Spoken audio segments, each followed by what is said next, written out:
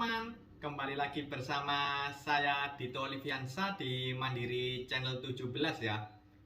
Oke teman-teman, gimana kabarnya teman-teman semua? Semoga kabar baik ya teman-teman. Oke, di sini saya kali ini tidak membuat roti, tetapi kali ini saya akan membuat konten tentang cara memotong roti supaya bagus dan halus ya teman-teman.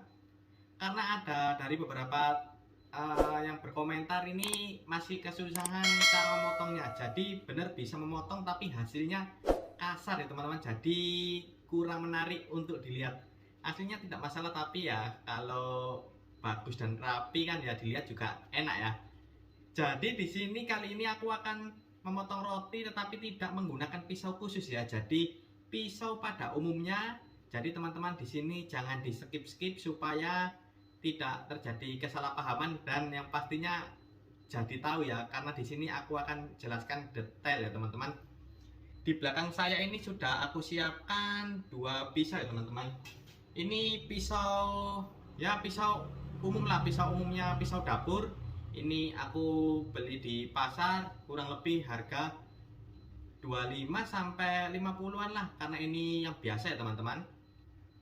Jadi aku akan menjelaskan dan tidak aku potong-potong di video kali ini supaya teman-teman tahu detail dan tahu jelasnya, dan teman-teman bisa hasilnya maksimal ya teman-teman. Oke teman-teman, daripada kita terlalu lama, mari kita langsung praktekkan dan buat rotinya sehalus mungkin ya teman-teman supaya hasilnya maksimal. Oke teman-teman, langsung saja kita tonton kontennya. Oke, jadi yang pertama untuk teman-teman, seperti biasa kita memakai sarung tangan plastik supaya higienis ya teman-teman. Dan untuk yang kedua kita siapkan bahannya terlebih dahulu. Oke, di sini saya sudah siapkan bahannya, yaitu roti tawar yang ingin teman-teman potong, dan di sini saya sudah menyiapkan dua pisau. Dan ini ada teknik khususnya teman-teman. Sebisa mungkin ujung ini kalau masuk di dalam roti itu akan merobek-robek dari tekstur roti tersebut ya teman-teman. Jadi usahakan ketika ujung ini masuk, posisi pisau ini agak datar ya. Jadi awal boleh agak berdiri, dan semakin lama untuk pisaunya semakin didatarkan ya. Jadi apabila ujung pisau ini masuk di dalam roti, tidak merobek-robek roti tersebut, dan yang pastinya rotinya agak sedikit dibuka ya, jadi ujungnya tidak mengenai dalam roti tersebut. Oke, langsung kita praktekkan menggunakan pisau yang kecil terlebih dahulu ya teman-teman. Ini hasilnya ketika salah teknik ya teman-teman, rotinya akan menjadi apa? Mari kita lihat bersama-sama ya teman-teman. Jadi kalau asal potong kita asal potong gini, bener ini memotong ya teman-teman.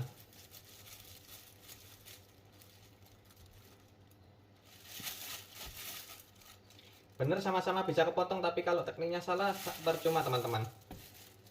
Jadi kurang lebih jadinya akan seperti ini.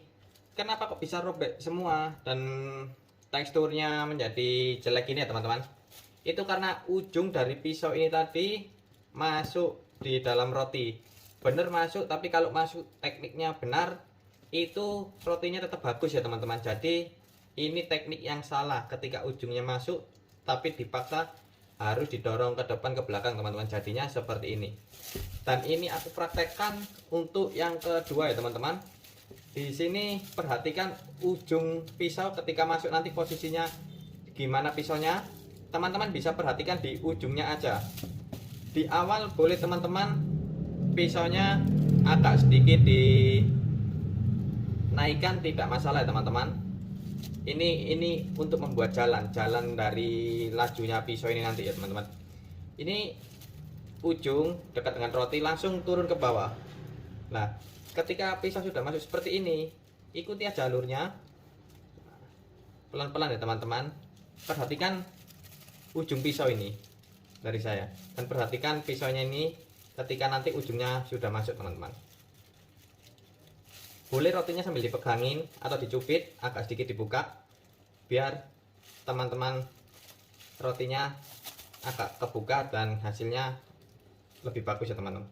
Nah, jadi ketika pisaunya sudah mulai masuk, ini roti agak sedikit dibuka dan posisi pisau agak datar ya teman-teman. Perlahan aja. Jadi kalau sudah membuat jalan ini udah kebuka semua, tarik perlahan-lahan, agak sedikit ditekan, jangan dimaju mundurkan teman-teman. Nanti ujungnya akan membuat robek tekstur roti itu teman-teman. Jadi langsung tarik aja, agak sedikit ditekan. Oke. Lah, apabila masih kesusahan dibuka teman-teman, bisa langsung masukkan pisau dari ujung lagi, langsung tarik ya teman-teman. Tarik aja teman-teman, agak sedikit ditekan, tarik. Nah, sampai ulangi cara itu berulang kali sampai roti itu bisa dibuka teman-teman. Apabila masih kesulitan gini, teman-teman bisa lakukan kembali teman-teman,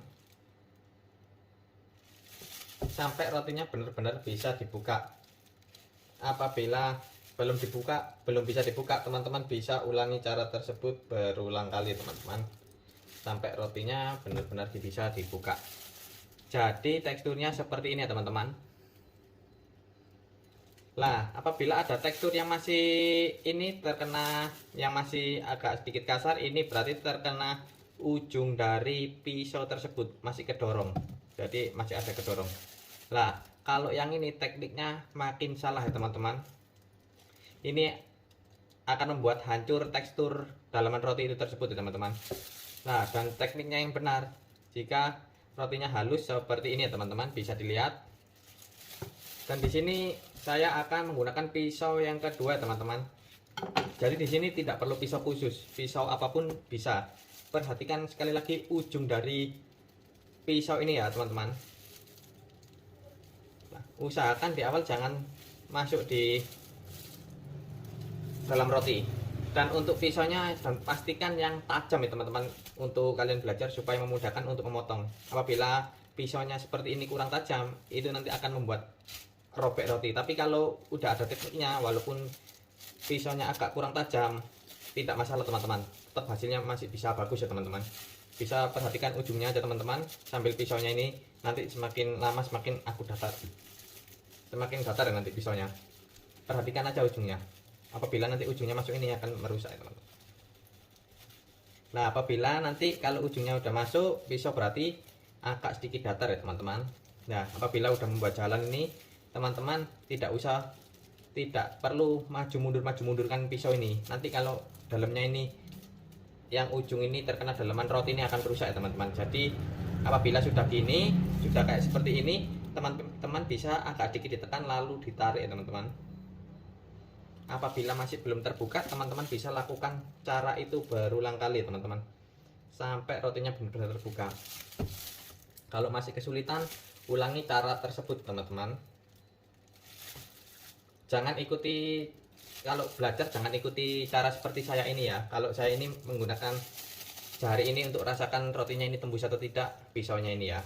Kalau aku taruh seperti ini, biasanya nanti rotinya akan patah kalau gak kira-kira ya teman-teman, karena tidak bisa dirasakan.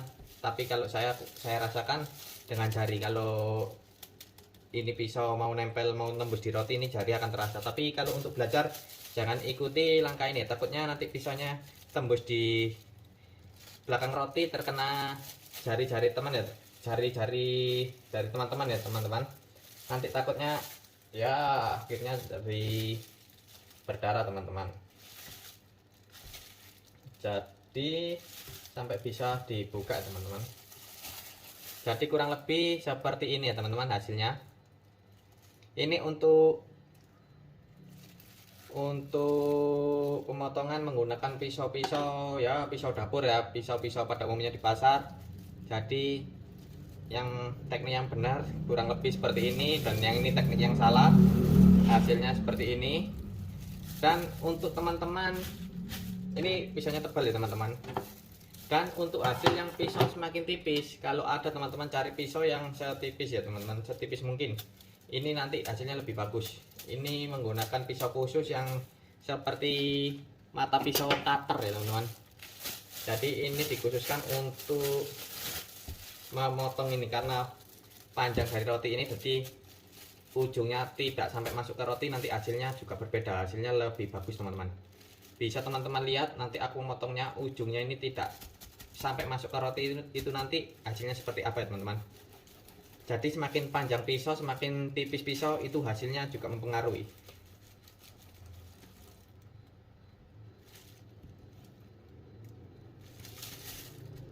Di sini aku menggunakan pisau khusus, hasilnya jadi seperti ini ya. Jika menggunakan pisau kecil bisa ujungnya masuk, tapi ada tekniknya tersendiri supaya roti hasilnya tidak rusak. Seperti ini ya teman-teman. Bisa dilihat. Jika tekniknya benar, teman-teman, hasilnya bagus seperti ini. Jika tekniknya salah, hasilnya seperti ini. Jadi tidak perlu pisau khusus, pisau apapun juga bisa, asalkan satu tajam. Yang kedua, pisaunya jangan sampai kotor. Kalau kotor juga ya, nanti pisau ini akan lengket di roti teman-teman. Jadi tidak licin dan membuat gesekannya di roti ini akan serabut-serabutnya ini ikut semua teman-teman ke pisau, ketarik-ketarik akhirnya rusak. Jadi hasilnya seperti ini untuk yang pisau yang dapur tadi yang tebal. Ini tekniknya benar. Jika teknik salah seperti ini, dan ini menggunakan pisau khusus, hasilnya seperti ini. Oke teman-teman, jadi kurang lebih caranya seperti itu ya teman-teman. Jadi ada teknik khusus, tidak perlu pisau khusus. Intinya pisaunya teman-teman itu satu tajam ya teman-teman.